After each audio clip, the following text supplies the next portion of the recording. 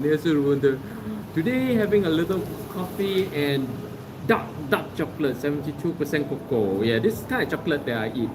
It's kind of expensive, but this is my coffee set for today. And today I'm here in a very special cafe with with a whole clock wall here called Brown here in Nishantashi, Istanbul. Yes, yet another new cafe. I can never run out of new cafes to go to. And every day I kind of I disqualify so many cafes because it's too small, too loud, too many people, not interesting enough to show. And still I have so many left to show. And very interesting. Let's take a look at the insides. And one very interesting thing is that the attendant here is actually East Asian. I don't know where she's from. Very curious. And actually that stairways there says garden. I'm not sure where the garden leads to. Let's find out. Let's find out where the garden actually leads to. I'm very curious about this garden. Where is this garden? Maybe the garden is more interesting than this wall of clocks. Let's take a look at the garden. So it says garden here. And oh, it's interesting. Let's go down. See what's up with the garden. Oh, right. So it's out there. There's a outdoor kind of garden setting out there. Oh, wow. It's a beautiful courtyard. Wow, this courtyard it's really nice. Oh, I'm wondering if I should actually do the stream from this courtyard instead. Wow, very beautiful place. Very beautiful cafe. Wow, such a huge cafe, such a huge space. And they sell a lot of breakfast stuff as well. What do you guys think? The courtyard or the wall of clocks? I like, if I'm alone, I would go for the wall of I would go for courtyard. But right now I'm trying to show you guys some interesting stuff. So to stream, I would prefer the wall of clock. But if I'm alone, I prefer the garden, to be honest. And yeah, here's the cafe. Brown Wing, the wall of clocks here. Very interesting wall of clocks actually. So what do you guys think? You want the garden view or the wall of clock view? Choose. You guys choose. Good morning, B. Oh, you're not the first, B, but you're the first to post. So if you're the first to say hello, say you're the first. So B, you're the first today, and you win something from Limpeh. Wow, shish. Which of those is your favorite clock? Okay, let's take a look, yeah? Let's take a look at the clocks. Which of these are my favorite clocks? Do you guys know that I don't ever have a clock at home? I have no clocks at home. If it's my own home, like homes that belong to me only and not with someone else, I would never have a clock at home. But okay, let's see which is my favorite style. Actually this one. This is my favorite. What about you guys? Which is your favorite? This is my favorite style. It's my favorite style. That too. That. So beautiful, so happy looking. Oh, there's London over there. What do you guys? Afra Samia. Hi, good morning, Afra. Oh, good morning, Ron Lucas. Afra Samia. Why no clocks at home? Because I don't need to keep time. That's why I have no clocks at home. Actually, this is a very good question, no? Do you know that keeping time unnecessarily, okay, that means reminding you of yourself of the time all the time unnecessarily is one of the greatest source of stress in modern living. Time tyrannizes your brain. Time makes you feel like you're always running out of time. A clock, actually time is just running on its own, but a clock makes you feel like you're always out of time. And when you always feel out of time, you always feel anxious, you always feel restless. And for me, honestly, I don't really need the time. I only need to know the time like once or twice a day. And I actually set my alarm clock for it. For the times that I need to be doing something, like when US market open, I have my alarm set for 5 minutes before US market open, something like that. Oh, shish. You like the one on the far left bottom? That or that? This? One, two, or three? Or this? This? I'm having a 72% dark, very dark chocolate to go with my coffee. And almond chocolate. Mmm. Very tasty. Good? Good? Good morning, Amanda. For those of you who just joined me, I'm at yet another cafe. Yet another cafe near my place. Called Brown Wing. Very up close looking. It actually has a courtyard and a garden out there. But I prefer this wall of clocks to show you guys. Oh, come. Let's go to them. So you know, the kind manager just he wanted to turn on this pair of heaters for me, but I just don't want, because you know, heaters, this kind of heaters like shines the sun right on your face, you know. It literally cooks and grills your skin. So no heaters. I'm wearing enough today. And today is not a very cold day here in Istanbul, as you can see.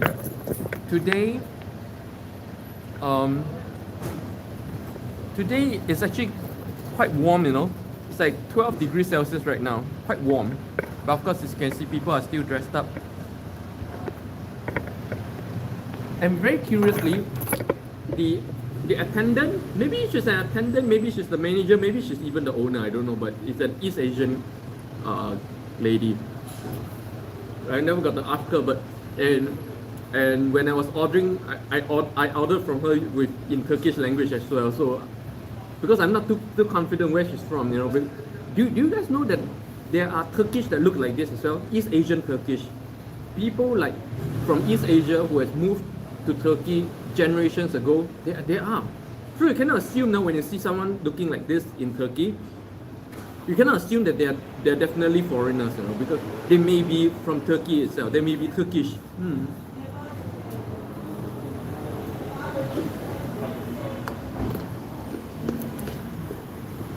But Turkish people, they themselves, they can tell when you are Turkish Asian, because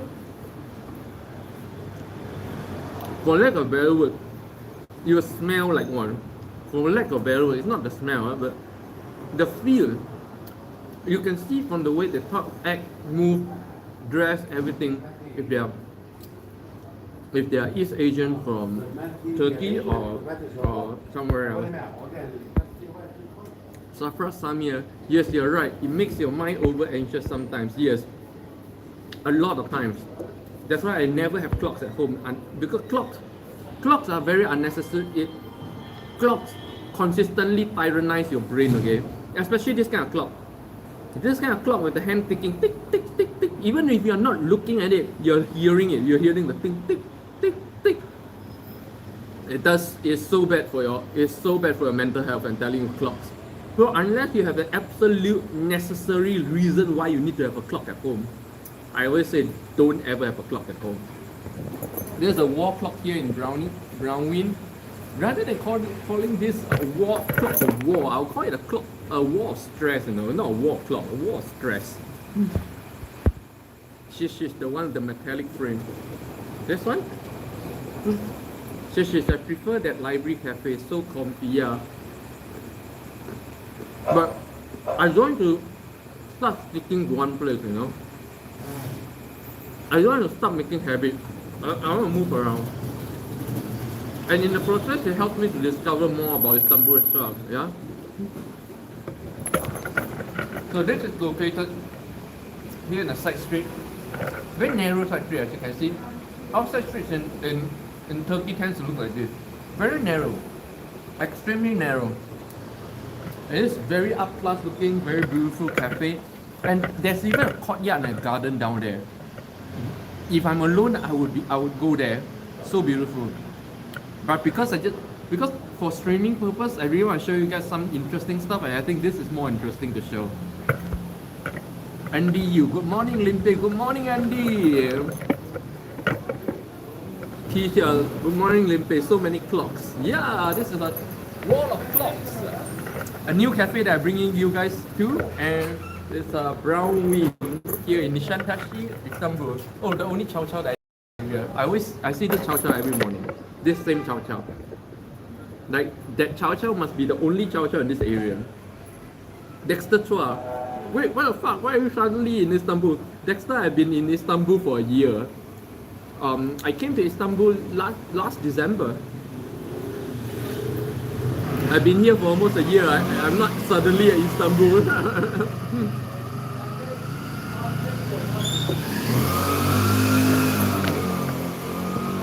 And for those of you who just joined me, welcome. Good afternoon, Singapore. Good morning, Europe.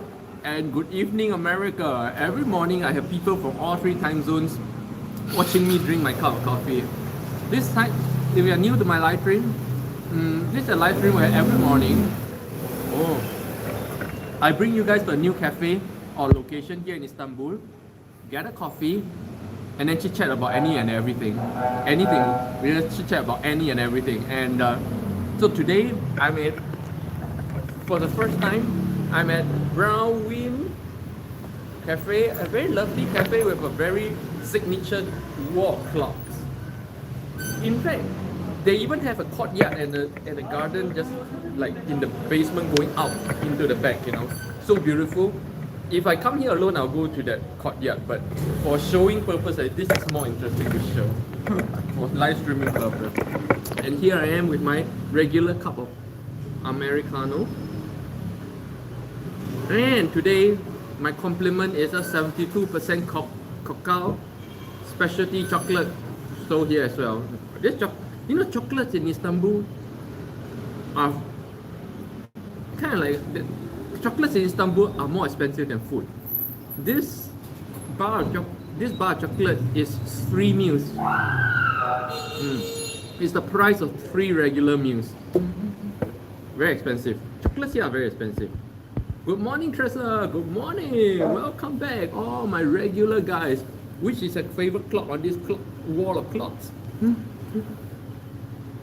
You know, I don't have clocks at home. I've not had a clock for a very long time. For a few reasons though. One of the reasons is obviously because these days we can tell time on a mobile phone. Who needs a clock? Same reason why people no longer have like phones at home. You have a mobile phone, why have a phone, you know? Good morning. It's not a very cold morning here in Istanbul today. Today is like 12 to 13 degrees Celsius. Actually a very warm day actually. You know, you guys remember, like if you have been following my live stream for the past few days, to like 4 degrees, 5 degrees in the morning once, right? And now it's back up to 12 degrees. So it's quite warm. I'm kind of really overdressed, but I'm overdressed because I want to do it outside. Like 1.5 hours outdoors, you need to dress up a little bit.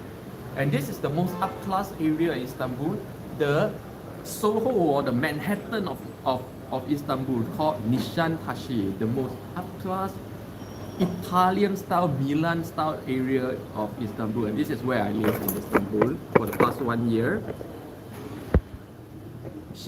A friend of mine told me about a beautiful cafe which has a lot of beautiful hanging lanterns from the roof. A lot. Those are traditional Turkish style cafes or hookah cafes. They're not really cafes. No? Those very traditional, those traditional Turkish style you don't get in this area. Yeah.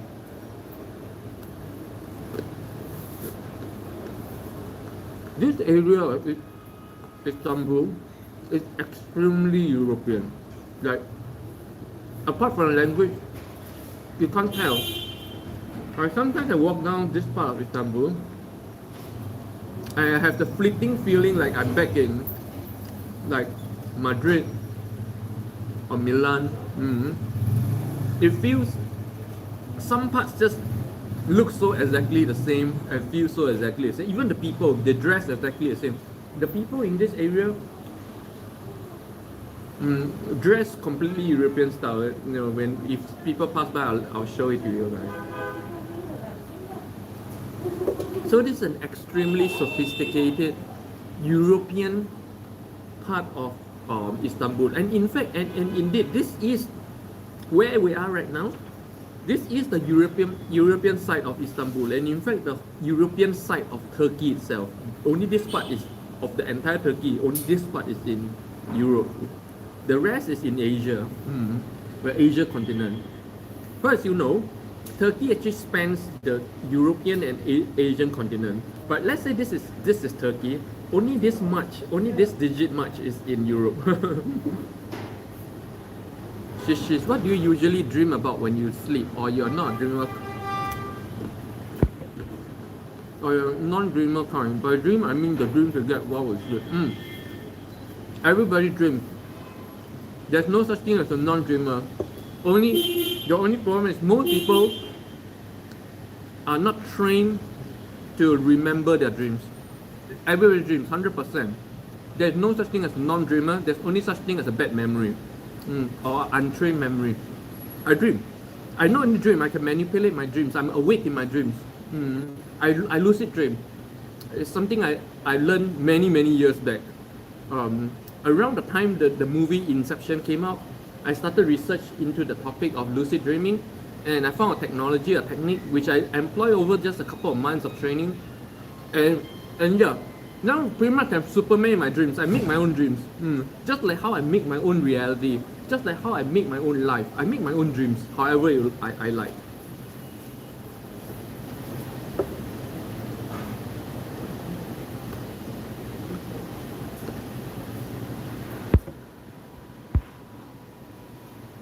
Across from me, not just the lifestyle, but the exactly.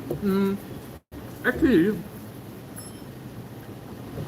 the Turkish ethnicity is a very complex ethnicity. Turkish people don't look one way, because during that time, chocolate all over. Sorry. During the time when those are the time where this country is capturing that country capturing this country, especially the Genghis Khan time. A lot of Turkish people, they trace and acknowledge their roots back to Genghis Khan. That's why right now they still talk about Genghis Khan everywhere. In fact, if you go to, there's a park here that shows all the ancestors of Turkish people, and Genghis Khan was there. Genghis Khan is acknowledged as that. And if you know about Genghis Khan, you know that he's about every single ethnicity in the world. He has children of every ethnicity. So if you trace your roots back to that, right, then the Turkish ethnicity is a very complex one. But generally, Turkish people tend to be quite European style, occasionally somewhat Hispanic style. In my experience, don't quote me data. I don't know the data. In my experience, 1 year of living here in Istanbul, I see most Turkish people as white Turkish, and then somewhat a proportion of Hispanic-looking Turkish people, and then a proportion of Arabian-looking. But these are all very minority in my experience, and even Turkish black and Turkish Asians. Yes, there are black people who are Turkish, and then there are yellow people who are Turkish as well. A very minority, but what you call and what you regard as Turkish is a very complex amalgamation of many different ethnicity. Yeah, it's my own personal experience. Yeah, don't quote me data, don't quote me books. Okay, I only go by my own personal experience. Good morning, May. Welcome back to my live stream, and today I'm in a very lovely cafe called Rawin here in Nishantashi of Istanbul, the most up-class shopping area of Istanbul. And what really intrigues me about this cafe most is, first of all, the very kind manager. This manager is just so happy all the time. So glowing, look at that. To talk about positive energy, here's positive energy for you guys. You talk about good vibes, boom, good vibes. and this wall of clocks. So unique. I've passed by this place so many times. I've always wanted to really come here and do one episode here. I'm so glad I did today. This is a really, really big cafe where, oh, very interesting. I see. Very East Asian looking Turkish. She speaks perfect Turkish, so I'm gonna assume she's Turkish. I don't know. Maybe I should ask. I think it's rude to ask. I don't know. But anyway, so this cafe, Browin, is 3 stories going up. Second story, then down into the courtyard, into the garden. 3 stories, basement here and up. Really huge. So if you guys come to Istanbul, come to Nişantaşı, definitely pay this place a visit. Very, very unique, I would say. So if you're new to my live stream, welcome and good morning, good night, and everybody. It's Asia, Europe, America, wherever you are. Good afternoon, Asia. Good morning, Europe. Good evening, America. Welcome. And this is a live stream. If you're new to my live stream, this is a live stream where every morning I take you guys to a new cafe here in Istanbul or new location as much as possible. Grab a cup of coffee, and then we chat about anything and everything under the sun, right? And if you like this form of a live stream, remember to help me by subscribing and hitting that notification button so that you don't miss when I come on. For those of you who are on every single day, I know who you are. I am very appreciative. Thank you very much. And yeah, I was talking about Asian Turkish. Yeah, Asian Turkish. Yeah. Yeah. So, for those of you who just came on, I really want to show you guys.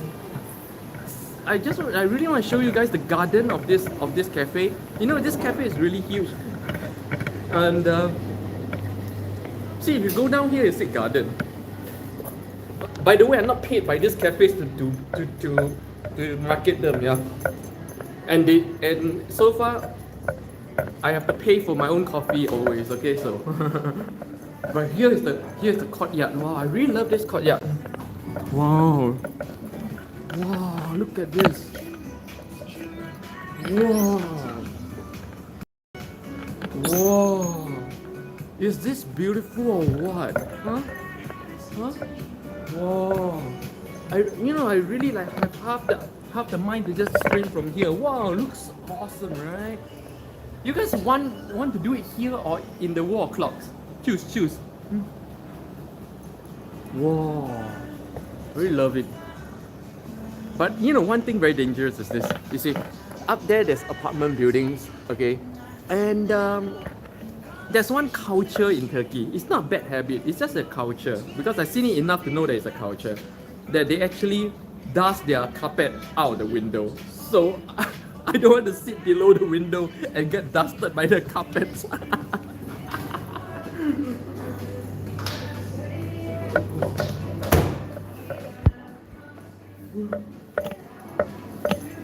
Let's go back up.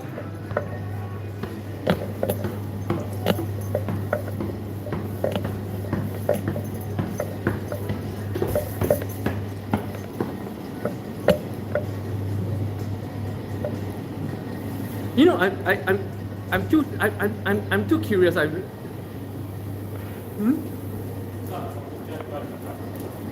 Huh? Oh, there's upstairs as well. Yeah. Let's take a look at the upstairs. Oh, I'm very curious about one thing. Can I ask you? Are you Turkish? Yes. Oh, right. But my father and mother from Central Asia. I see. Yeah, because I was. I'm from Singapore. Yeah, and so because I was just telling my viewers that Turkish people are very complex. There are many ethnicities. That even if you see someone looking like this, they may be Turkish. You know, we cannot assume that they're definitely not Turkish around here. Wow. Let's take a look at the top floor. Ooh, look at this seat. You know, I got half a mind that I could actually do it here as well. Oh, this is very unique, huh? Oh, I love this. You know, I could do 3 separate episodes in this cafe alone, no? 1 episode in this bubble, 1 in the courtyard, and 1 in the wall of clocks. So that's the wall of clocks up here. Yeah, I really like cafes where you can explore this much. Yeah, that's the wall. Oh, I really like that clock. I like that clock. That reminds me of my childhood. That, if you guys are not from my era, you don't know the significance of this picture. You guys know the significance of this picture? It's incredible.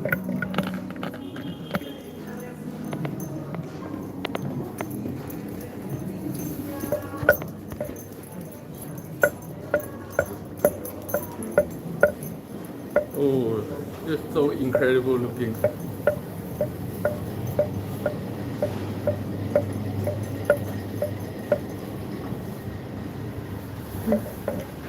Do you guys know the significance of this picture? This clock, oh, this clock is so good. If I ever get a clock, it'll be this clock. This clock is so nice. You need to be around my age to understand the significance of this clock. Because right these days you don't see that picture on TV anymore. In fact, who watch TV? See, this is the style of Nishantashi. How people here in this part of Turkey looks like. And yeah, guys, it's interesting, right? Like I told you, like even if you see Asians like me, okay, they may be Turkish. Like she's Turkish. She's born and grew up in Turkey. You know, very interesting.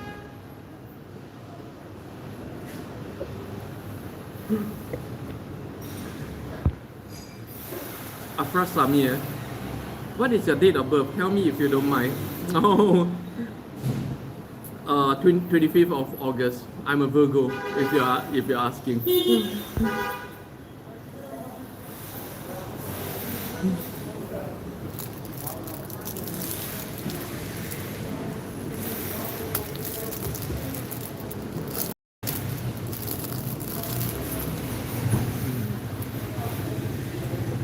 1976.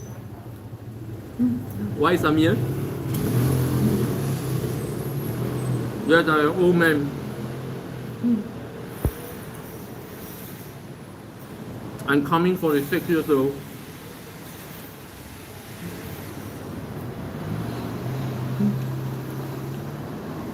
But you know, guys, that was the first time I ever spoke to an Asian Turkish person. Very interesting. And you know, like she asked me where I'm from. Immediately she said, "Oh," she said, "I'm from." She said, "Oh, you're from Korea." Everybody look at me and they see a Korean.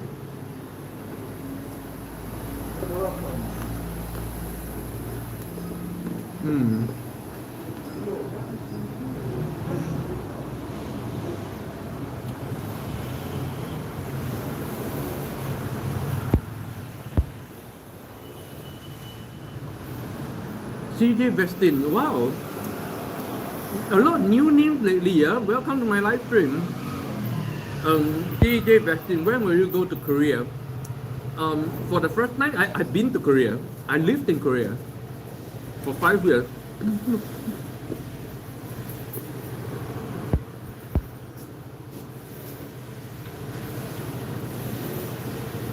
Oh, is it your question? Is when will I go to Korea again? For that, I have no plans. I don't plan for anything. I didn't even plan to be in Istanbul.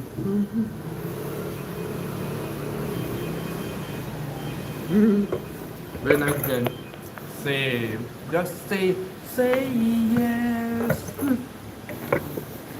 Yoki na mono nado nai yo ne.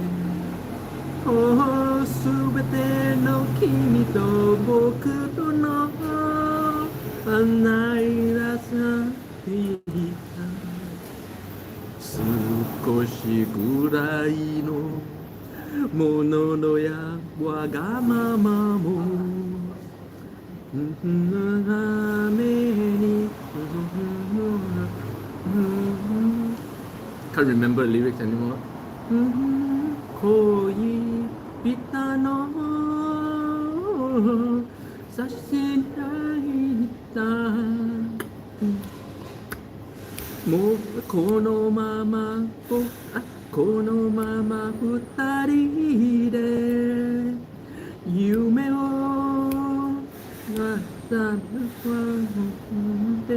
Can't remember. Da da da da da, kerasa naika, na ini wa ngai de. Afra, you must like more to be isolated, to work on your own other than other people. For you, more than any particular religion, more important is the spirituality, to see people from same lens and attitude. Exactly, 100%. Oh, was that all in my horoscope, or what kind of method were you using, Afra? Because that's exactly 100% my life right now. I live alone. I work on my own. I don't work with other people. I don't subscribe to any single religion, but I practice spirituality to see everything with equanimity and to touch the heart of humanity. That's all. That's everything I'm about. Afra, summarized right there. I'm curious. How do you arrive at that? It's like so super accurate. What methods did you use, if you don't mind? But by birthday is either horoscope or Chinese Zhiwei, or I don't know which other method uses birthdays. Oh, Afra, that's 100% me right there. How do you arrive at that? Oh. CJ Westin, what song is that? Oh, if you have to ask me what song this is, that means you must be younger than 35. CJ Westin, you're younger than 35, 100%. Well, if you're among my era, you know this song, Say Yes, by Chage Naska. Say yes. Back in the era where J-pop rules the world, not K-pop. You know, when I was young, J-pop rules the world, not K-pop. J-drama rules the world, not K-drama. And during that time, there was a Japanese drama called 101 Loves, and this was the theme song. That drama was like a worldwide phenomenon, just like, you know, how My Love from the Stars was back then. Everybody knows the song. I went to their concert as well, Chage Naska. Oh, May Chage Naska. You see, people know May Chage Naska. Yeah. If you know, you're around my age. Elijah, oh, good morning. 안녕하세요, Elijah. 오랜만이에요. 잘 지냈었어요? The saju in Korea uses the saju. That's right. Because saju and jiwei is very closely related. You use the same technology, just call it a different name. Afra, I'm learning divine art this day, so I just use your 25-day number. For you, add 25, you get 7. Oh, you use numerology. Wow.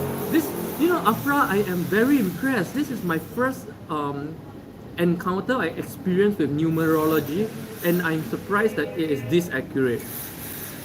I'm surprised because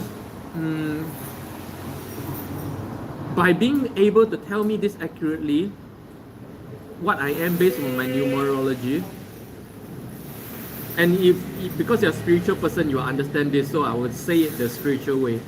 Means I'm still very much bounded within my my karmic destination. That means karma still rules my life absolutely. Because if karma do not rule my life absolutely, once you reach awakening or enlightenment, these two states where karma do not rule your life anymore, no numerology and no system of prediction will be able to tell you what your life is, because all these systems, they predict based on the what we call the karmic direction of your life. Is that pretty much the basis of every single fortune telling technique in the world, by extrapolating your karmic direction in life, you know. So Afra, to me, what you said is a grim reminder to me that I'm still not there. No matter what, you know, I have a long way to go. It's a very grim reminder of that fact for me. Thank you, Afra. Yeah, I'm still pretty much bound and ruled by my karmic structure, whether or not I like it. I need to work harder. Shiny Silver Bunny, good morning, California, good morning, welcome once again, California. Good evening, California. This is Brown Wind Cafe, and a new cafe. Like I said, every morning I try to bring you guys to a new place, new cafe for coffee. And what brought me here is really this wall clock here. I passed by this place, I can't count 10 million times, you know. But this is the first time I actually sat down to have a coffee here. And it's a very warm autumn morning here in Istanbul. You see, I can go like that. 12 degrees Celsius in the morning today. Elijah. Ne, Chalchineo. Elijah, yep, numerology. Elijah, Afra. Don't you need the day, month, and year? Yeah, I gave him my day, month, and year. Okay, you guys missed it. Elijah, I'm on a life past 7. So many clocks. Yes. This wall of clocks, also what I call wall of terror. You know, you guys, I don't have clocks in any of my homes at all. I never have clocks at home. Never. To me, the clock is something that tyrannizes you very deeply on a subconscious level. Just having a clock at home increases the level of restlessness and anxiousness, because the concept of time itself tyrannizes you. And you honestly never needed to know the time. You only needed to know when you should do what, right? And so that's what I do. I set alarm clock on my phone for everything that I do. Yeah. And I don't care about time. If the alarm goes off, okay, I do this. If the alarm goes off, okay, US market. But for the rest of the time, I don't care about the time. So in my head, in my awareness, time, this concept of time is a very fragile, very weak concept. I don't even have a watch. I never want to watch for a long time. Of course, when I was young, I wore a watch. Shiny silver bunny. I like this cafe. Oh, shiny silver bunny. You should scroll back like 15 minutes ago where I show you guys the whole cafe. There is a courtyard, there is an upper story and everything. This cafe, I can come back at least 3 more times and still show you guys different things. I can do one more episode in the courtyard, and I can do one more episode upstairs in the bubble seats. Shiny silver bunny. Yes, that makes perfect sense. What makes perfect sense? RG, time is an illusion. Yep. Time is a useful tool. It's a coordination tool. Time is a coordination tool. But the problem is this. It becomes, everybody thinks it's a real thing. It's an illusion, yes. It's a concept and a coordination thing. And if you go deep enough in your meditation and your spirituality, you start to understand that time exists only in your mind. In fact, science proves it. Science that you can Google for brain is a time machine, where there's a lot of proof and a lot of proof, okay, about how time exists only in the brain, right? So as such, if you are spiritually awakened or enlightened, you go beyond the thinking mind into a realm where pretty much time don't exist. And when time don't exist, it's eternity. This is what Jesus has been talking about, eternal life. See, everybody misinterpret what Jesus says, you come to me, you get eternal life, but you still die. So where's the eternal life? The eternal life he's talking about is this. It's not infinite life. Okay, he's talking about eternity. Okay, you start to live in eternity. That's what he means. And living in eternity does not mean living in infinite time, but living in no time. So Jesus was describing the state of Sarmadi in that parable. Nobody understood. Nobody. DH. Then you have a clock. When I mean clock, I mean this clock. The mobile phone clock don't do anything to you. It's this clock. When you hang this kind of clock in your home, it does a different thing to you subconsciously that your mobile phone clock does not. Yeah, because it's very present on your wall and always at the periphery of your vision, keeps reminding you of this concept of time, which will then increase restlessness and anxiousness. It makes you keep feeling like you're out of time. This is what clocks do. That's very, very. If you say there's a poison in your home, I'll say the clock is a poison. But your mobile phone don't do that to you, right? Because it's not always at your peripheral vision whether or not you like it. You turn it on when you want to see it. You turn it off when you don't. You know, it's not ever present. That's the difference, DH. There's a big difference. Afra, you need whole data, including date of birth, city of birth. Yeah. But I'm very surprised, Afra, that you can, using numerology, can pin down my life so accurately in such detail. It's amazing detail. Because everyone who knows me here, they know exactly that's my life. You just described the entirety of it using numerology. I am very surprised and very shocked. Because it's not easy to say that about anyone. If you say that about someone else, it's not going to be true. Very few people matches all that you have said, and that very few people have my lifestyle, right? And therefore, I'm very surprised that you are able to pin that on me. And of course, as a spiritual person, and based upon my own experience with my karmic structure and my spirituality, I know what you're describing is my karmic structure and my karmic direction, which shows that everything I do right now, the way, the life that I created right now, and everything that I'm pursuing right now, are still part of my karmic journey. I'm still not out of my karmic structure, which of course by this time I hope maybe a little bit too willfully. I hope I'm at least a little bit loose or a little bit disconnected from my karmic structure. But what you just said, Afra, smacked me right in the face that no, you're still in it. Work harder. Thank you, Afra, for this very important awakening and reminder. RG, they had no time back in the days. They used the sun to tell the time of the day. Yeah, and the sundial, only royalties and king bother to look at the thing. For normal people, they don't even bother. They don't even need this thing called time. Afra, and welcome to Like What I Predict for Your Nature. Yeah. I'm very surprised. Alpha, good morning, Alpha. Welcome back, Alpha. Alpha is from Nepal, Kathmandu. Elijah, I follow my internal clock. When I look at the stars, I can sort of tell. Yeah, exactly. Every living creature,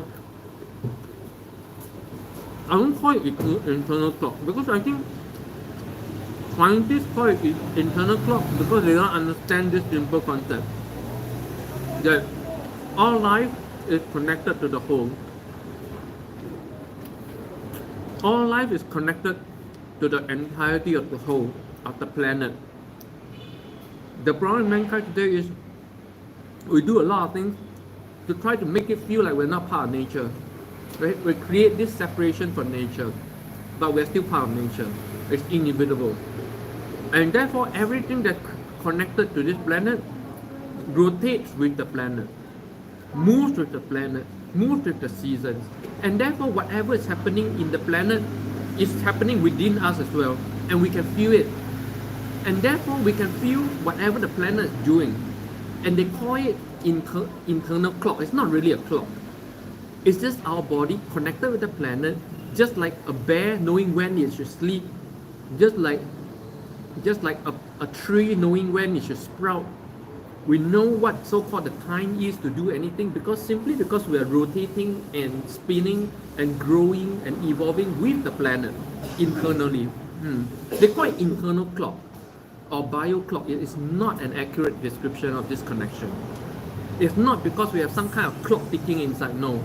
It's only because we are connected with the whole, and the whole is moving, and we're moving with the whole, and therefore we know what's going on, when to do what, when to do what. It's not because we have some kind of crazy clock inside, some kind of biomechanism. No, it's not.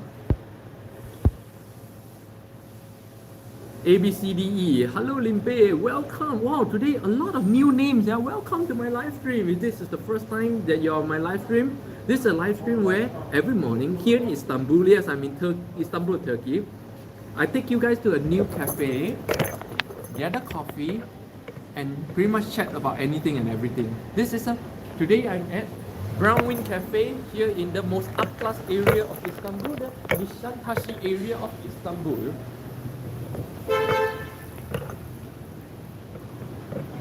It's a very lovely cafe, but wall clocks here. Very interesting wall clocks. I think it makes a really good background. That's why I'm here today.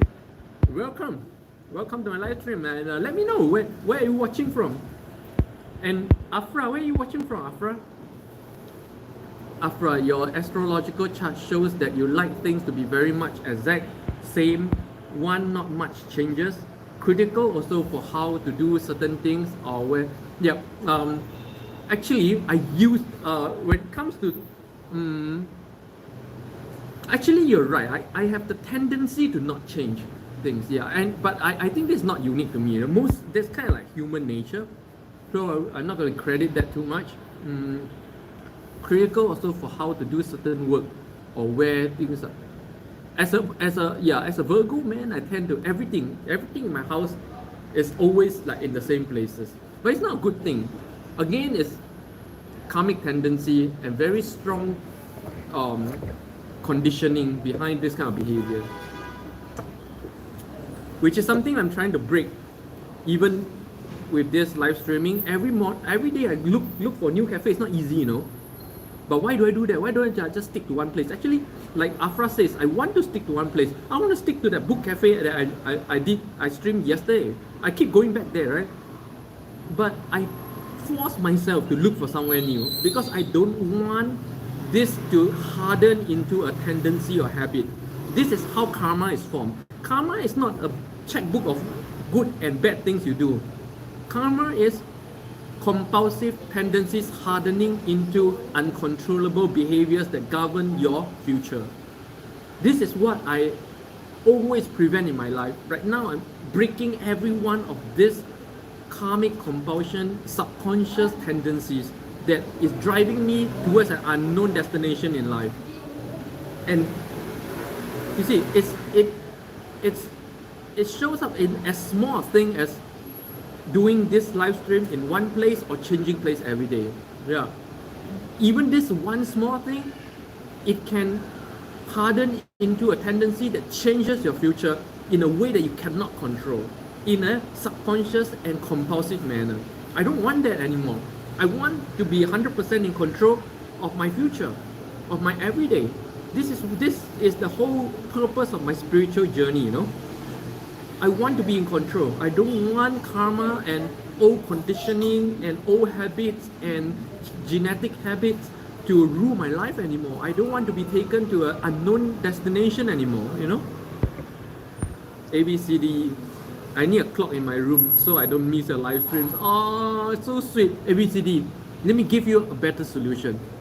Do this and you won't miss my live stream and you won't need the tyranny of the clock either. Just set on your mobile phone 10 a.m. Turkey time. That's when I stream, 10 a.m. Turkey time.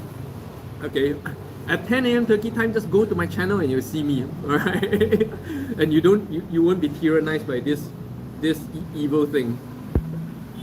Afra, you simply like things in management, yeah. And again, liking things in management is not necessarily a good thing. Again, it's something that I want to do consciously, not compulsively. Yeah. Rachel, can you elaborate what's karmic structure? Everybody talk about karma, right? But everybody think they know what is karma, especially East Asians. East Asians talk about karma very loosely. They say, "What you do this bad karma, 你会得到报应, you will get your retribution." That's what people say, you know, all the time, right? It's not really true. It's not how karma works. But that is one manifestation of karma. Now, everything I'm telling you guys come from my personal experience, internal experience. I touched my structure of karma whenever I meditate. Like, if you follow me on my weekend meditations, I describe the structure and position of and feel of all my karma and what they're doing through my meditation as well. So, karma is actually two things. One is cause and effect on the external world, meaning whatever you do have an effect that goes around, that continues in the world. And science prove it. They call it the chaos theory, meaning a butterfly that flaps its wing in one country can set out a typhoon in another country. Okay, it is true because the world is full of complex cause and effects that too complex for human mind to comprehend at all. Today, I live stream from here. I changed many people's life just live streaming from here rather than there. By live streaming here, I changed the perceptions and maybe give some impressions to the people who are working here, who will go on telling other people about me and do certain things. And this thing will set off a motion. And some of this motion comes back to you. And this is the most common form of karma that people talk about. That, oh, you do something bad, one day you come back to you. Or it always come back to you, good or bad, whatever. It always come back to you. Right? Because the whole world works is a domino. The whole world is a domino. You push one thing, the whole chain will go around. The entire world, whatever you're doing right now affects the entire world.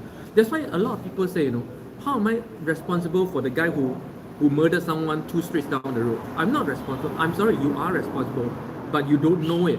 You are responsible in so subtle ways that maybe the guy shot someone because maybe one day he was just sitting in a cafe wondering if he should do it. And you pass by with a t-shirt say, stay calm and shoot them all. And he look at your t-shirt and he take it as a sign from God. Yes, you don't know if that has happened. You don't know. So, cause and effect is too grand and too complex to be comprehended. And therefore, we tell ourselves we're not responsible for this and that. No, we're responsible for everything. I'm sorry. You just don't know it. Okay? And that's the external form of karma. Now, you may be wondering that if my action sets into motion a cause and effect chain around the world. Now, the main question is then this: why did you do the action? This is the second dimension of karma, which is your conditioned compulsive behaviors. Most of you do and say things that actually you don't mean. One classic example is this: most of you get angry with your loved one, and one day later you regret for it. You regret everything that you say. If it's why do you regret what you said? It's because you didn't mean it. Why do you not mean it? Because it's not controllable. Why is it not controllable? It's a compulsive action. It's a compulsive reaction, not a conscious choice. And we are full of this kind of baggages called karmic baggages, which are given to you by the external karma. Whatever is happening in the cause and effect world of the external karma is building up choices, likes, dislikes, preferences, prejudices, judgments in you, including your genetic karma, what have been handed down to you by your ethnicity, by your parents, by your upbringing, by your education. Everything has given you a software from which you operate. You think that is you. That is the problem. That is not you. It's just a bunch of software put together for you. You never had a choice in this. And this is the deeper and real spiritual aspect of karma, that every moment we are building and collecting karma. But the good thing is you can stop building karma, and you can start to distance or dissolve your what we call the day-to-day compulsive karma. And you do that by meditation. And if you join me for my weekend meditations, I actually describe I describe all my internal experience through my meditation. And I also describe, like in last week, if you check out last week's or the 2 weeks ago meditation video, for those of you who don't know, I do a live meditation for 2 hours every Saturday, and I describe how the karma is dissolving. Yeah. So, and even with this internal karma, as you can see, internal and external karma, they interact with each other. This causes the internal karma causes the external karma, and in turn the external karma influences and builds your internal karma. Now, the thing is this: you can choose to dissolve karma, but karma has many different layers. Karma is not good or bad thing. You see, as you can see, the traditional idea of karma is you do good thing, you get good, you do bad thing. That is the totally wrong idea of karma. In karma, there is no such thing as good and bad. It's just this thing causes that thing to happen. That's all. And because that thing happened, it in turn causes this thing in you. That's all. There's no, it has no alignment. It's not good or bad, right or wrong. Okay. And in turn, within you, the karma is very deep. We are born with a sense of karma. We're born with karmic tendencies. In fact, we have karmic tendencies before we are born. Like if you ever had a baby, if you have at least 2 babies, you have experienced that one baby in your womb behaves differently from another baby in your womb. Yeah, one baby tends to kick and punch, another baby is very quiet. Yes, even at that stage, you are already displaying uncontrollable compulsive behaviors, which you carry from your genetic memories. So we have a big storehouse of what we call right now in modern psychology, we call it the unconscious mind. So the modern psychology call the conscious mind and unconscious mind. This whole structure in tradition is actually a karmic structure, right? So this unconscious karmic structure is very deep. You cannot erase your unconscious karmic structure because it is handed down to you genetically, evolutionarily, from your parents, from everything. Every truth that you cannot reverse anymore at this point in time. So when we talk about dissolving karma, we are actually dissolving the day-to-day karma. Someone shouted at you today, and whatever the guy says still rings in your head 6 hours later. Yes, whatever the guy told you, the nasty things continue to be in the head for a long time, for many days. If you do not sit down, meditate, and start to distance and dissolve that, okay, it hardens into a judgment. It hardens into a tendency. It hardens into a prejudice against that person. It hardens into a like or dislike tendency against certain things that people say or not say. It can even harden into racism. So this is why it's very important that through meditation we dissolve the day-to-day karma so that they do not add on to the existing storehouse. You cannot do anything about the existing storehouse. That's the problem. Unless you're fully enlightened, like Buddha. If you are not fully enlightened, you will always be held by your unconscious mind or subconscious mind, or right now scientists call the mass unconsciousness, which actually is the karmic structure. Okay. It's a big topic. I can keep going on, but does this give you a better idea of what karma is, Rachel? I'm glad you asked this question because this is something that I really personally touched and experienced through my spiritual practice, and it's not a dimension that's easily achieved. I only touched this dimension not so long ago, quite recently. I only personally experienced the structure of karma quite recently in one of my meditation sessions.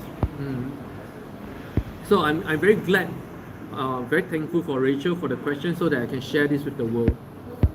RG, the ticking of the clock, TikTok is stressful. Yeah, that TikTok itself tyrannizes you day and night, creates a lot of mental problems. So if you're suffering mentally, the first thing you can do for yourself is to throw away the clock, especially analog clocks. Okay, because even if you're not looking at it, the sound is there. It's very poisonous. You don't need to know the time 24 hours a day. You only need to know when to go to work, when to come back. And after you come back from work, you pretty much don't need to know the time. You just sleep when you're sleepy. That's all. Very simple.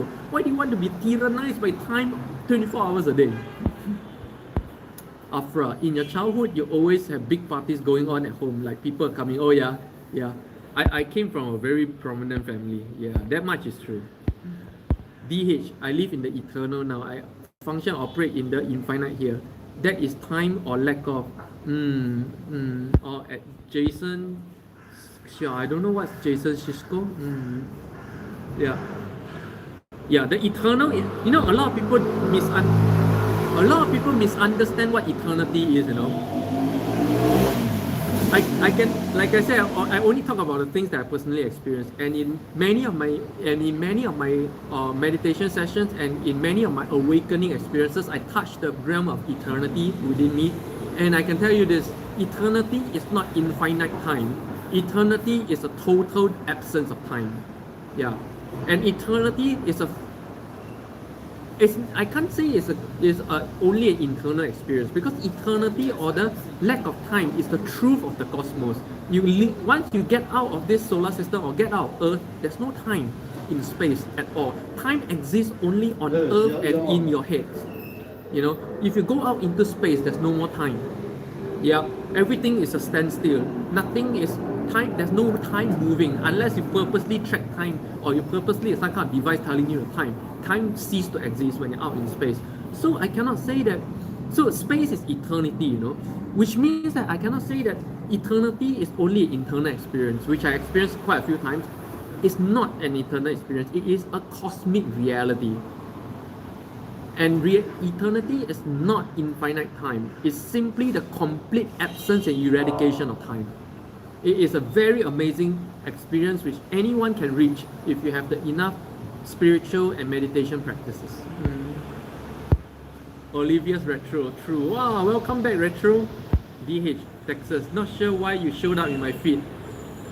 Oh, DH is from Texas. Not sure why you showed up in my feed. Interesting turn of events. Wow, DH. Well then, really welcome, and you know, some kind of invisible cause and effect brought you to my live stream. I hope you enjoying what you're seeing here. And if you're new to my live stream, this is a live stream where every morning here in Istanbul, in beautiful Istanbul in Turkey, I bring you guys to a different cafe or location here in Istanbul and get a coffee and chit chat about life. That's why it's called the morning coffee chat. And if you like what you're looking at, I do this 10 a.m. every day, Turkish time. So do join me. Usually for 1 hour, 1.5 hours, depending whether or not I like the conversation of the day. RG, I don't have a watch or clock either. Otherwise, we let the clock rule us if we go by time. No, the clock don't rule you. The clock tyrannizes you. Some people eat at the same time every day. I say eat when you're hungry. What do you think about fasting? RG, fasting is the natural thing that all humans do. If you are in touch with your hunger cycles, if you're not eating on time, like what you say, nobody should be eating on time. Eating on time is one of the greatest mistakes handed down by our grandparents, you know, or their parents as well. You never eat on time. Human beings are just like animals. Okay, we eat when we're hungry, and if you develop, but the problem right now is that people has lost the sensitivity to understand when they're hungry at all or not. Okay, and most of them, they eat compulsively. They cannot control not eating. Whenever you skip one meal, you're not hungry, but you feel uncomfortable everywhere. That's addiction or compulsive behavior, or what I just described to Rachel as a karmic structure handed down to you by your whoever it is. You know, it's a compulsive, hardened tendency and behavior which you cannot control. But when you develop the degree of sensitivity to your body, and you eat when you're hungry, like I do. I eat only one meal a day, and every month there will be about 2 or 3 days where I simply go without food because I'm not hungry at all. Yeah, and I eat only one meal a day, and every day you see I'm beaming with energy. Yeah, this is the real state of human. If you go back to the real untainted state of your body, this is how human used to be. You eat only once a day. In fact, all the way to Roman time, you eat only once a day. Yeah, the ancient humans up to Roman time eat only once a day. And then because of the opulence of the Roman Empire, people start to eat more times a day, unnecessarily, creating that compulsive karmic eating, the karma called compulsive eating. And do you know that compulsive eating is the hardest karmic bond to break in all the yogis? You talk to all the yogis, and they will tell you, most of them will tell you that the karmic bond, they can break every bond easily. Sex, anything. But there's one bond, which is eating. It's very hard to break because it's very ingrained. For thousands of years it's been ingrained. Yeah. And if you are that in touch with your body, fasting is a natural consequence. It's not something you have to deliberately do at all. That's why I mentioned in my video called do I believe in intermittent fasting? Okay, just look for my video called Do I Believe in Intermittent Fasting? In that video, I described how if you're in touch with your natural, if you're in touch with your body and your natural hunger, and you've gotten rid of your compulsive eating I call it a disorder, your compulsive eating disorder. To me, if you eat 3 meals a day, you have a compulsive eating disorder, okay? Yeah. Unless you're doing hard physical labor. If you're not doing hard physical labor, you don't need the calories. Then you're eating only out of compulsion. Now, if you are not compulsively eating, then fasting becomes a natural consequence. Why? Because you simply don't need to eat 3 meals a day. 1 meal a day will do. And when you start to eat only 1 meal a day, you're actually fasting 24 hours a day, every day. And then every few days in a month, there are a few days where you simply don't need to eat and you're energetic. Yes. So fasting is nothing you need to believe in. Fasting is nothing you need to deliberately do or force yourself to do. Fasting is a natural consequence of being in touch with your body rhythm. But how to be in touch? That takes some work. You need to get rid of you need to follow a path or a system of teaching that brings you back to your original human state. Good morning, Izan. Kim Teo, good morning, Kim. Retro Illusion. Afra, thank you for introducing us to this restaurant. Yeah, it's a cafe. Louis, hi Limpeh. Louis, wow, a clock shop. Oh no, this is a cafe, Brownwin Cafe here. I've introduced this amazing cafe quite a few times throughout the last hour, so I'm not going to do it anymore. This is an amazing cafe with amazing courtyard, amazing interiors, 3 stories up and down. If you missed it all, please, after this live stream, go back to watch the first hour again, and you'll see me walk you through the entire cafe. It's a huge cafe. I could do at least 3 episodes in this cafe. 1 episode here with the wall clocks, 1 episode in the courtyard garden, and 1 episode upstairs in the bamboo seats. I could do 3 episodes here. So if you missed my introduction of this very amazing, very beautiful, very interesting cafe, please rewatch the first hour of this live stream after we're done, okay? Elijah, it's a cafe actually, yeah. RG, interesting topic on karma. You are triggered by some things you don't know why? Yes, everybody. Do you think our ancestors passed on their karma? RG, your ancestors passed on their karma and you can see it on your face. You still have your grandmother's nose. You still have your grandfather's ears. You still have your parents' eyes. All these are karma. Why did your eyes develop this way? Why did your nose develop that way? These are all your ancestors still living through you. Why do you have a kid? Everybody, when you ask them why do they have children, people have children to immortalize themselves. People have children so that they continue to live through their children. And it is actually true. Because when you have children, you still pass down your belief to them. Your goals in life, your beliefs, your karmic structure, you pass on your entire structure down to them. And they continue to repeat your life. If you observe a lot of people who operate their life based on subconscious tendencies, when they're young, they hate their parents. But when they're old, they behave exactly like their parents. And their parents behave exactly like their parents. Which means you still behave today exactly like your ancestors. Your ancestors are still living through you. Your ancestors passed down everything to you. This is how scary karma really is. See, everybody think karma is scary because you do bad things come to you. No. The real scary thing about karma is how helpless you are in the face of being born a human being and ruled by things that have been passed down for millions of years. Your ancestors is not just 3 generations up, Your ancestors is not just 200 years ago. Your ancestor goes back millions of years ago. Yeah. And you can imagine how much of the habit you're picking up right now. It's very, very ingrained. Millions of years of habits and tendencies is very ingrained. This is the real reason why karma is scary. The real reason why karma is scary is not, you do bad thing today, tomorrow you're gonna suffer. No. The real scary thing about karma is the moment you're born, you don't have a fucking choice. That is the scary thing about karma. And you're doomed to repeat everything your parents did. And your parents repeated everything their parents did. This is karma. Alphas, enemies are not maddened but made, but automatically created, just being in the right path. We don't have to do anything. Yeah.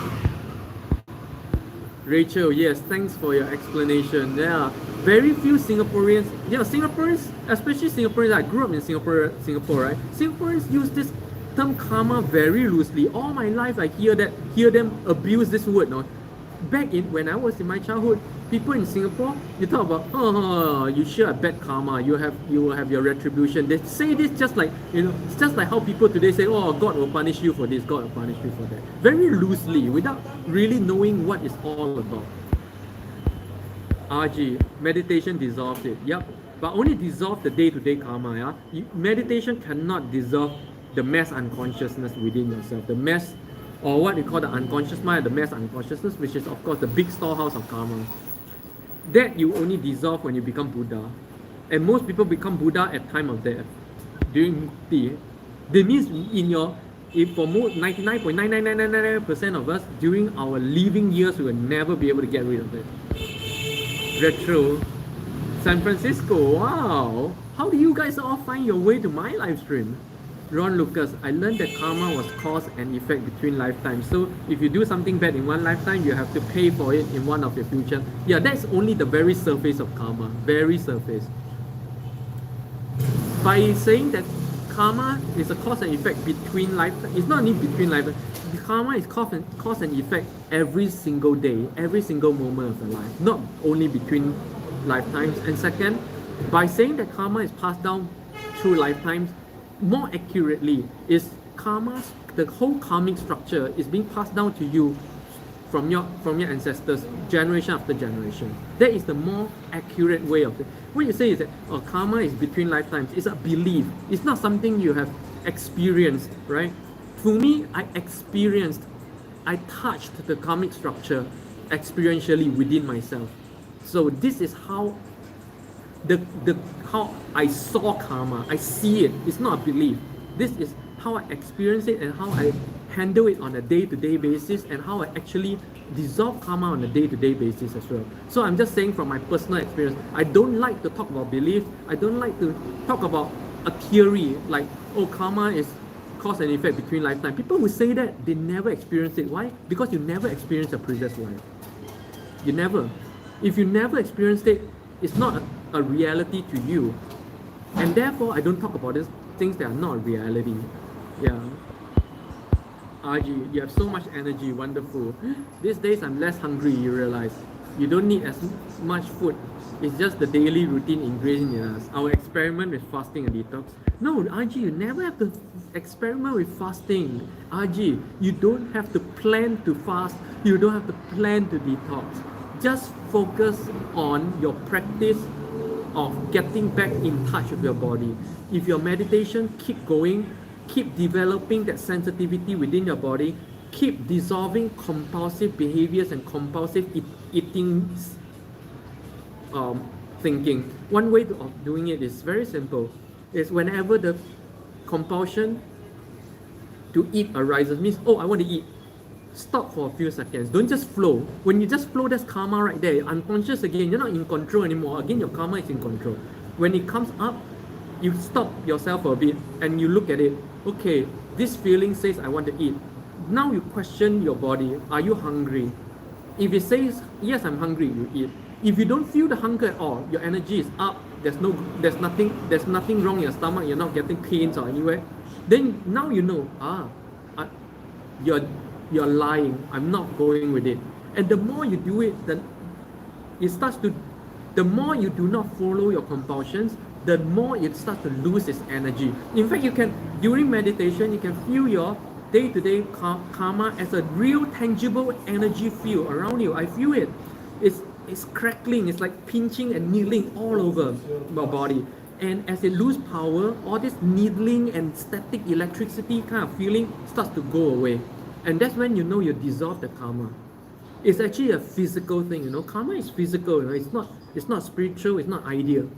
It's a physical energy field that you can actually feel. Prickling, it's a prickling sensation all over your body. Karma is not in your brain only, it's all over. And the less you react to it, the more it loses its power, and you can feel it lose its power. That crackling energy starts to dissolve. That's why you call it dissolving karma. You can literally feel the energy dissolving away. And then after you don't feel anymore, it stops controlling you anymore. And that's when that karma is dissolved. Of course, like I explained earlier on, you can never dissolve all your karma. You can only dissolve all this very surface, day-to-day kind of karma. Someone shouted at you that the energy is still here. You still hear that guy, and when you sit down, you can feel that crackling energy. That's what you need. That's what you're dissolving on a day-to-day basis. Kim Teo, does journaling help to dissolve karma? No. The only way to dissolve karma is to not react to karma. And the only way to not react to karma is to be so aware through a meditative process. And my story, go to my channel, look for Story World. If you follow all the practices, the 5-step practices, 5-stage practices that I introduced in the Story World playlist, you will develop a natural awareness of your compulsive behaviors. Once you're aware, you can choose. Once you choose not to react, it starts to lose its power, and that's the only time it's dissolved. Okay, and in a way, as you can see, karma is actually your story world. If you guys are familiar with my teaching about story world and real world, now you can consolidate the idea of karma structure and the story world. I call it story world only because it's an easy way for people to understand.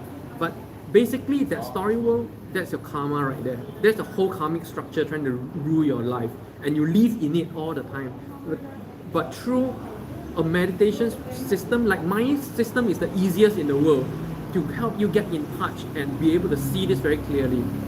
You start to distance yourself or disconnect from your story world, or you're actually literally disconnecting yourself from your karma. At least your conscious karma or the surface level karma. Like I said, there's a lot. The majority of a karma is nothing you can do anything about. It's all handed down from millions of years. RG, yeah, it's amazing how we pick up the exact same habits from our ancestors like robots. Yeah, you don't even know. And recent experiments have proved that if you make a compulsive behavior, like you make a rat hate this smell, okay? All the rat's descendants, up down to 3 to 4 generations, will remember to hate this smell.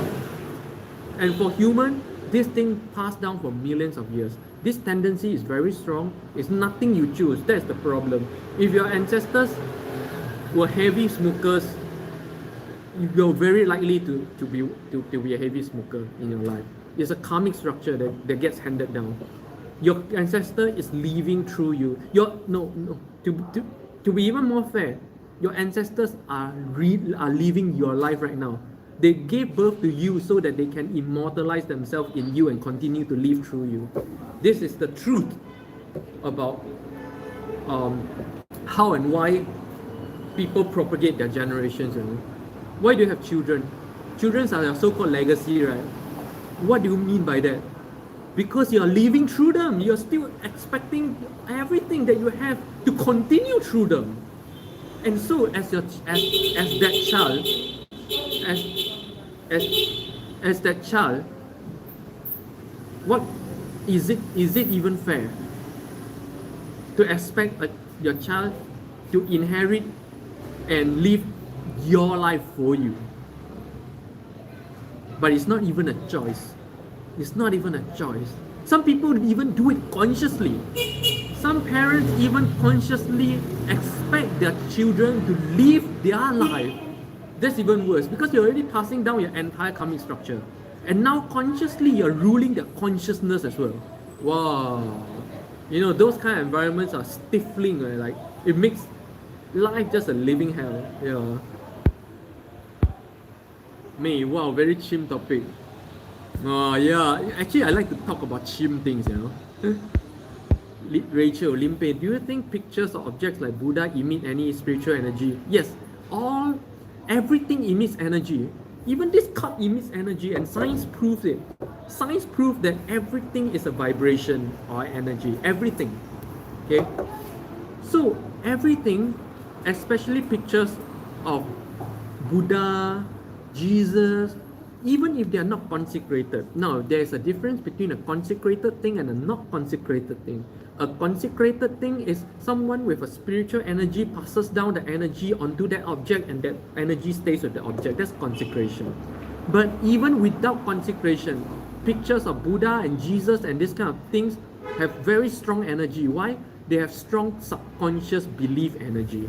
Because these are symbols that human being has identified with over many generations, and that triggers your karmic reaction and identification with that picture, with whatever the picture is suggesting, and therefore it has a power over you. Yeah, it has a real power over your life, even if it's not consecrated.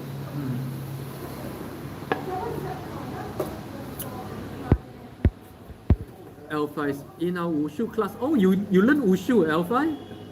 Our masters tell us to increase chi power by spinal cord visualization meditation. Yeah, there's many ways. In Kung Fu, there are more than 1,000 kinds of meditation to increase chi power. And all are different. RG, some destructive habits. Why alcoholism runs in some family? Yes, it all runs in the family. My granddad drank a lot then my dad, and then my brother. It's like domino. How do you break the cycle? You break the cycle by first deciding that you want to break the cycle. Second, start a meditation process. Like what I introduced in my story world, my meditation system is the simplest that I've ever seen in the world. Why? Because my meditation system that I created, if you go to my channel, search for Story World, I present my entire system. I call it brain training system. But this is the, it's actually distilled and crystallized from all the spiritual practices that I've learned all over the world, down to what the simplest thing that you need to do to make it work. And my meditation system, I guarantee you, especially RG, who is already spiritually sensitive, on your first meditation session, the first time you do my meditation, immediately you will feel and see your karma. And immediately you have a choice to distance it. And the moment you distance it, that's how you break it. Now the problem is, the moment you distance your karma, that means, oh, I have a compulsion to drink. But now I can, instead of being ruled by this compulsion, now I see it. It's just a compulsion. It's not my choice. Now, at this moment, you are not ruled by it anymore, right? At this moment, you have already broken, you have disconnected yourself from that part of the karma, okay? And therefore, you have already broken it. The problem here is this. Few people can maintain that disconnection. The moment you finish your meditation, like 2 hours, 3 hours later, after the meditation, you get connected back again. That is the problem with people today. That many people actually have awakening experiences. Many people like me has multiple awakening experiences, multiple spiritual experiences, but the problem is it do not stick. The problem is you forget and you go back, it grabs you back again. It's a very powerful thing. Now remember, you're one person fighting at least 1 million ancestors. That means you're one person fighting 1 million person before you, It's a hard battle. They always want their control back. Yeah? Which is why spiritual practice has to be persistent. Your awareness has to be tip-top, up there. Otherwise, you fall back into subconscious, compulsive, uncontrollable behavior easily.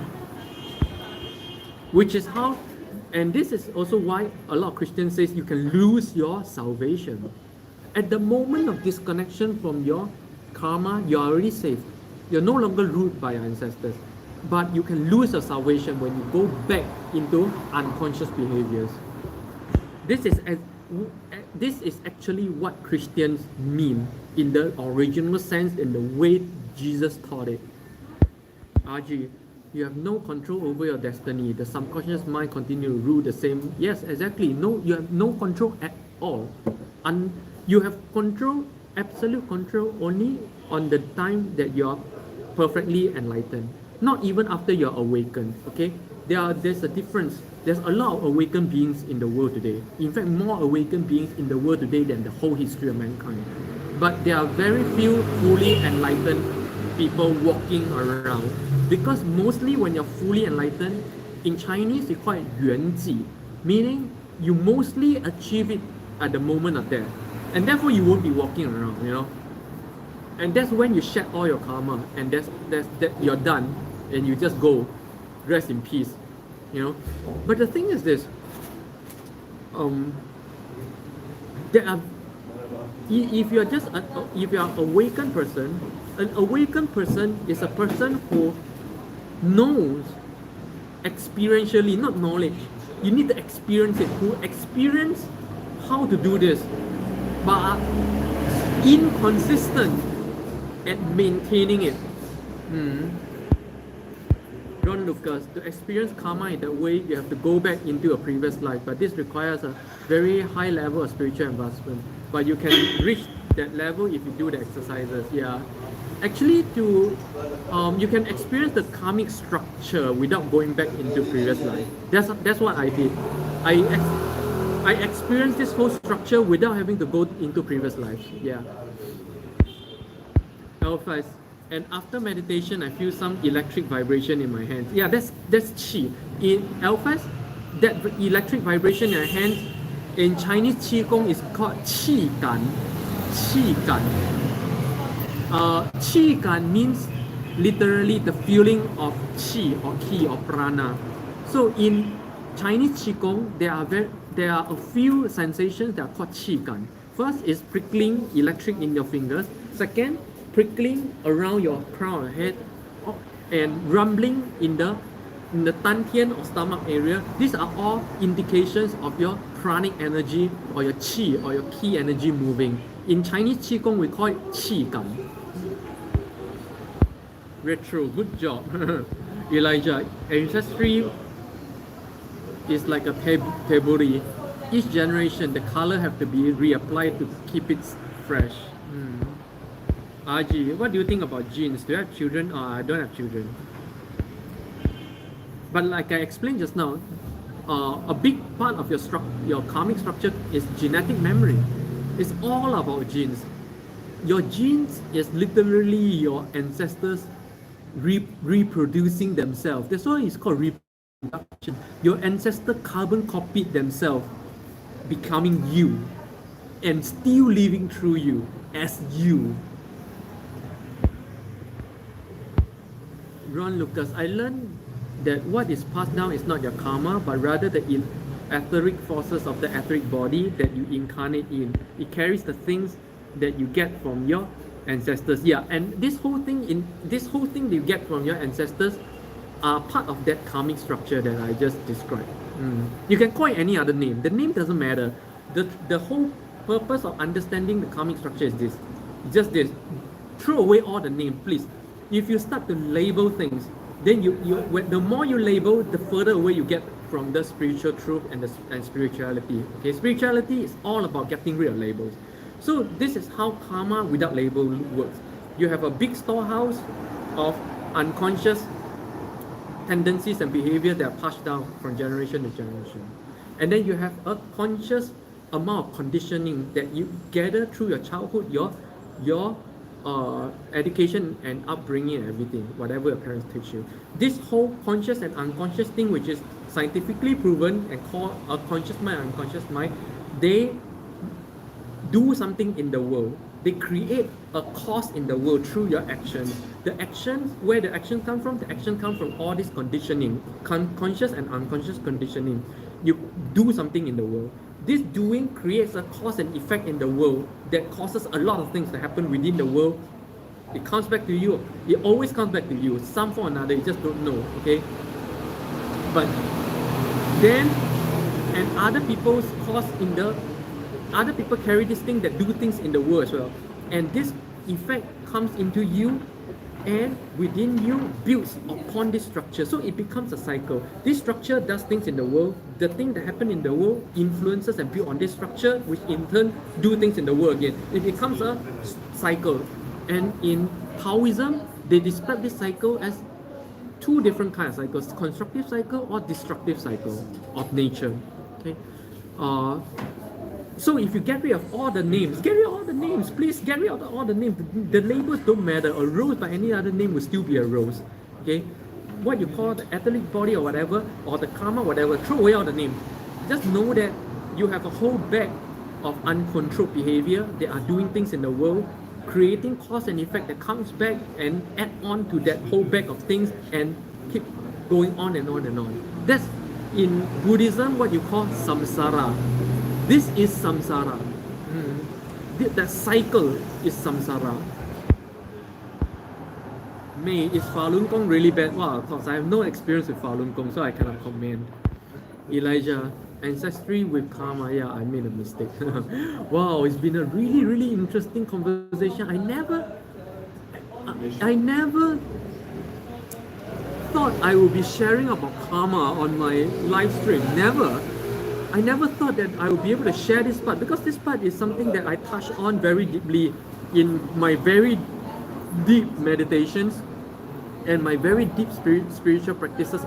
I touched on these dimensions, which I never had a really good chance to be able to explain to people very clearly. It's not easy to explain what you experience in a very structured way.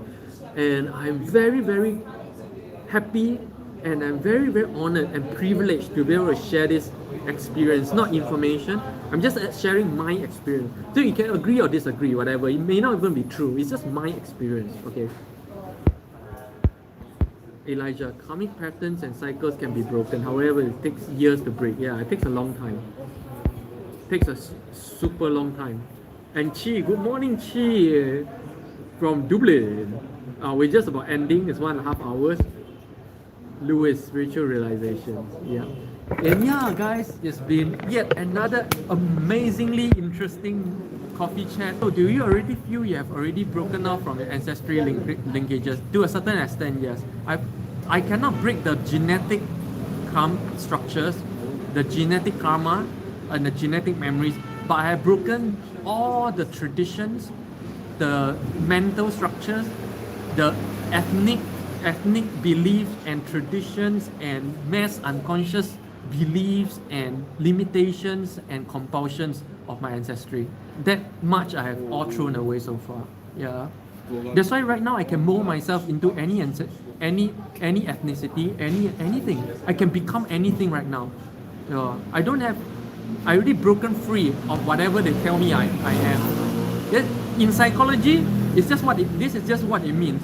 I've broken free of what people tell me I am, to be able and be able to choose what to be. That's all it is. But I cannot break the genetic or hereditary karma.